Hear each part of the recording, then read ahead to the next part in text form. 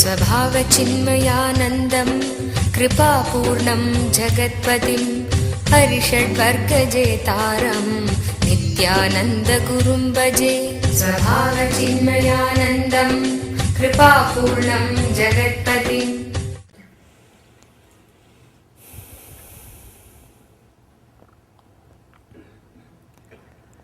सदाशिवसमारम्भां शङ्कराचार्यमध्यमाम् अस्मदाचार्यपर्यन्तं वन्दे गुरुपरम्पराम्.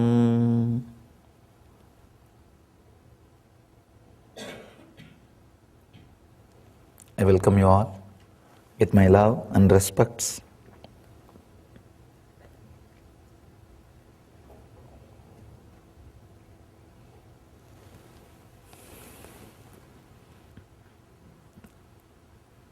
Very beautiful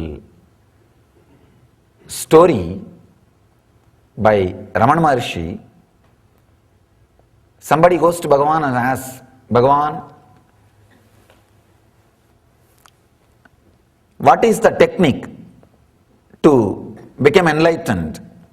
Will the service to society help?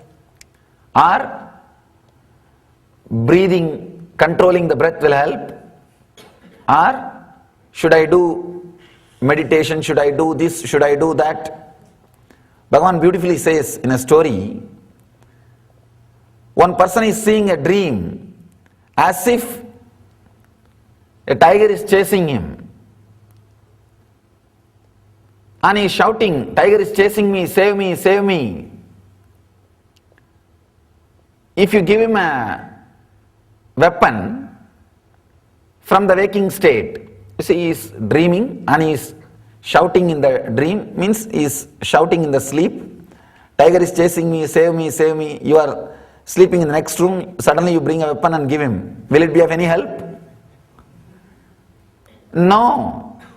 All you need to do, save him from that suffering, is just tell him, hey, wake up. That's all. Nothing else is needed. Nothing else can help. All you need to do is wake up. Tell him to wake up. No other technique will help. No other method can help. How the waking up happens? The attention, instead of being on the scene, when it turns towards the seer, he wakes up. This understanding about the avastatraya, these three states of consciousness, I can say three states of mind. We can't use the word consciousness because consciousness has no states. It's beyond. Only in the Western psychology they use the word unconscious, subconscious and conscious and superconscious. Conscious is always super. It's beyond super. It cannot be. Maybe you can use the word for mind. If you understand the three states of the mind, Trivikalpa, your whole attention will turn towards the seer and the awakening will happen automatically. Understand? Only a person who has crossed all these three before leaving the body is enlightened. There are very few rare souls who leave the body after exhausting all these three, but even after that they descend. They assume a body. They are called incarnations, avatara. Understand? Based on the state in which you stayed most of your time, that is the state will automatically erupt when you are leaving the body. If you stayed most of your time in the waking, clear state, if that was the strongest experience of your life, that was the essence of your life, you will see when you leave the body, only that will come up. If dream state is the state you spent most of your time, or you feel that is the essence of your life, that will come up if you leave, when you leave the body. If Deep sleep state was the real experience you enjoyed. Most of your life you spent only in that state. Then naturally when you were about to die, you will fall into coma. Understand? Based on the person's death, we can say how he lived. If a person can leave the body consciously, he lived consciously. The majority of his life was conscious, means in the waking state. Understand? All the time you are able to move your body and mind as you want. Do not think you are waking state. No. Many times you will be driving, but you do not know in which road you are driving. Only when you reach your office and park the car, suddenly you remember last 30 minutes you drove. At least 200 decisions you would have made to drive. Right, left, stopping in the red signal. 200 decisions you have made. Without being aware, you are driving. You are doing something. So all the moments in which you are able to move your hands or leg as you want does not mean you are in waking state.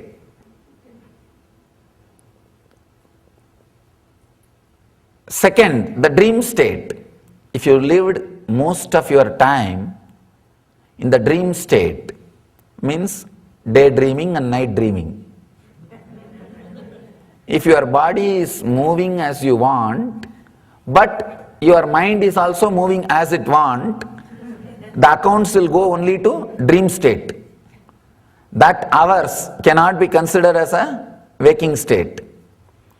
The person who spent most of his time in dream state, you will see him talking, blabbering, uttering some illogical words before he dies. Not only that, he will fall into the dream state and leave the body. And the person who lived most of his time in the deep sleep state, potato couch we call, who did not do anything else except eating and seeing the TV. And this kind of people, they naturally land in coma before they leave the body, and leave the body unconsciously. Only a person who lived, understood and left all these three bodies relaxes into enlightenment. Very rarely person who has become enlightened again lands in the body out of deep compassion and love. That is what we call avatar incarnations. Person who died with the waking body, he enters. Of course, if you died in waking body or dream body or deep sleep body, naturally you will take birth immediately. The next body, you will start searching and entering into the next body. Person who died in the waking state, with the waking mood, he will enter into the body, he will enter into the world with another one body, which is created in a normal way, with a physical relationship, with a physical intercourse, with the ordinary sex. He will catch that kind of body and land. And the person who left the body in the dream state, he will select the body which is created by the tantric intercourse, means the meditative parents. Even though there was a physical relationship, there was a lot of meditativeness into that. Both of them were real seekers, spiritual persons. In that kind of womb he will enter. A person who left the body with a deep sleep state, in the deep sleep state, he will naturally enter into animalistic, means completely the move or the thinking physical and mental movements are unaware. Animalistic means it may not be four-legged animal, even two-legged animal it can be. It can be even human animals, means who have the human body, but the Pratyagatma Chaitanya, the individual consciousness awakening has not happened. He will choose that kind of parents and land in that kind of body. Person who has left the body after disconnecting, unclutching from all the four sarira, the enlightened beings, if they land in the body, they will land in the immaculate conceptions. They will take up a body, they will land in a body which is created not by any intercourse or any physical relationship. Understand? Looks very illogical. Kundi experimented with this and gave birth to Karna. Kundi did not carry Karna 9 months. And all other 5 kids, all Panchapandavas and Karna, all the 6 have been given birth by Kundi in this way. In the way of immaculate conception, means created without any physical relationship.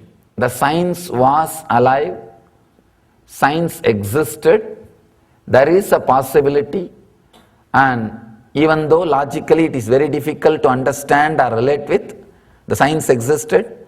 Even now, the incarnations, people who are left after enlightenment, left the body after enlightenment, they land this kind of sariras. There may not have been any physical relationship, but suddenly the body will start getting created in the mother's womb and the child is there.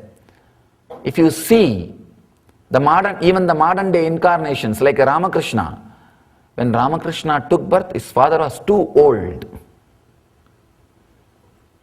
But the story, even the reminiscence says, when she felt she is carrying Ramakrishna, the Ramakrishna's mother, the father was far away, somewhere. It's like from a Shivalinga, a light entered, and she knows she is carrying a child now.